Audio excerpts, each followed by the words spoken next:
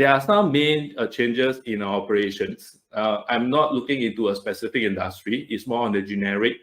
For the past two years plus, I've gone through a lot of changes in my clients' operations. I realized that I grouped them into three main parts. First, digitalizations and automations. On the left-hand side, as you can see, in the traditional office, we used to have desktop.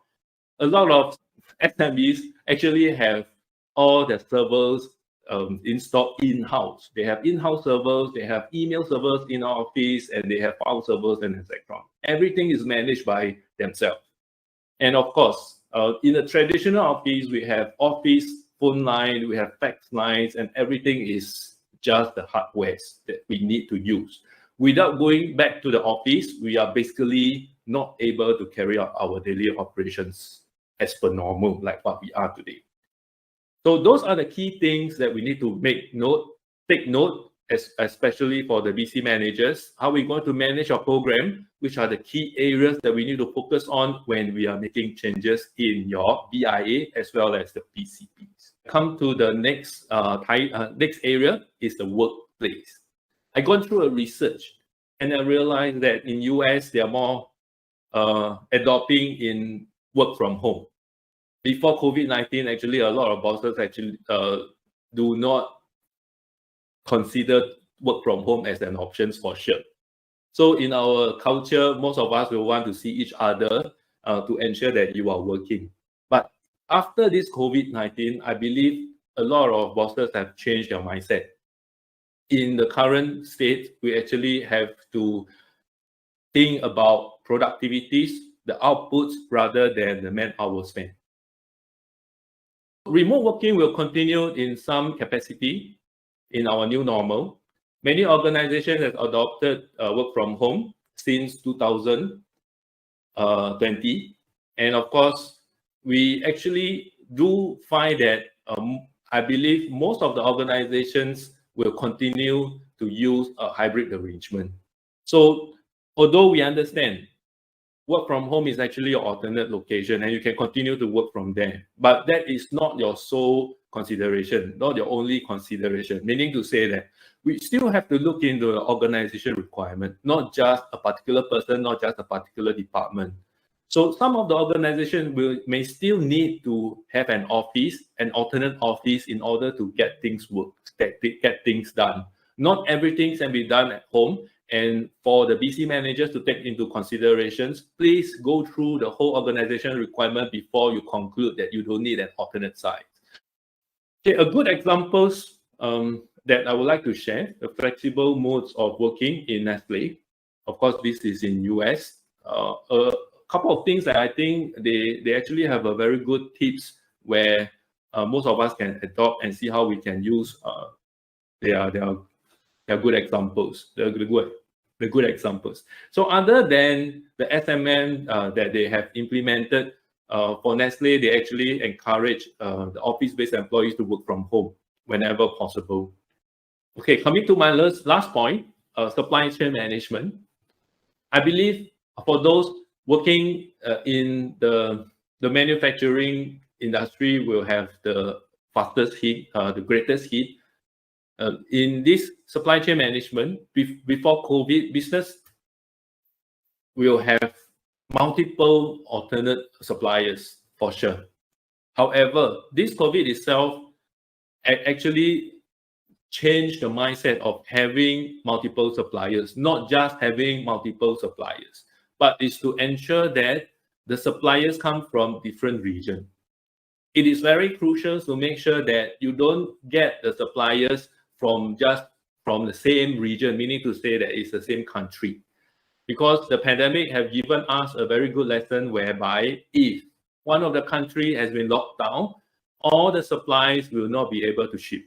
And that is going to stop your production. And I do have to come across a few of our clients having these kind of disruptions during the early part of the pandemic. And of course, the lesson learned is we definitely need to have a lot of alternate suppliers, but it has to be internationally wide, and not just solely looking into one particular region, not just a particular country. And for many of us who may not know, changing of the vendor or suppliers is not just to change the name and receive the goods that easy. It has to go through multiple stages of approval, especially going through the regulations check, going through the customs. In terms of checking on the samples, internally we need to check on whether these supplies is able to meet your quality control.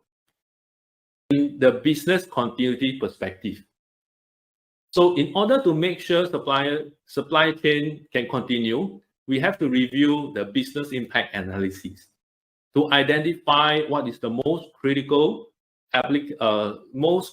functions in organizations which needs your supply or maybe services. Critical external dependencies, which are the suppliers that you need to engage, which are the most critical ones we have to identify in the BIA. And of course, to relook into the maximum tolerable period of disruptions. So upon supply disruptions, how long can we wait? We need to know the maximum so that we can check back how much time we have in order to get a new suppliers. So those are the areas in the BIA that we need to relook into. And last but not least is to measure, to increase the ability to handle SCM disruptions. What are the measures that we need to implement? All right, I also have another case study, which is a positive examples that I would like to share. Effective supply chain management. I believe all of us will know Tesco, one of the biggest supermarket in US. This is a good example because in the events of the early lockdown period back in 2020, the supermarket is not having a crisis. In fact, they actually gain profit from that particular lockdown because they are able to maintain great availabilities of their supplies due to their resilience in supply chain and the depth of suppliers partnership. As the BC managers, we actually have to look deeper in terms of our business continuity management system. A lot of us actually have our cloud solutions. We actually put everything in the cloud, and there are many times I check around, I realize most of us do not have a cloud backup solutions. There are still chances whereby Google will have a service down. There will be chance whereby Facebook will have a service down time, as well as WhatsApp and etc. Second, cybersecurity. Okay. As per what Raymond had mentioned, OCBC is a very good example. Human is the main line of defense, and it is the weakest. Because of the knowledge, the staff may not know a lot of things where we already know. We find that it is common sense, but many times it is not.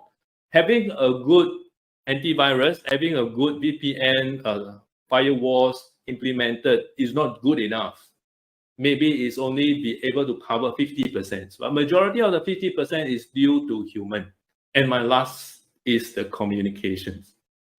The key communications, internally, externally, using our online platform. If you may not notice, for the office-based staff, all of us doing the online Microsoft Teams, Zoom, all this every day. We are using it every day. We are very familiar, but they bound to have some staff who are not familiar, and they may be the ones who have lost our communication channel, break the communications. So whenever we launch a new system, we actually need to have a good way to get our staff to adopt on the new system, to teach them and get them to use the system so that they will be in par in terms of the knowledge. If you wish to learn more about our services, visit www.bcpasia.com.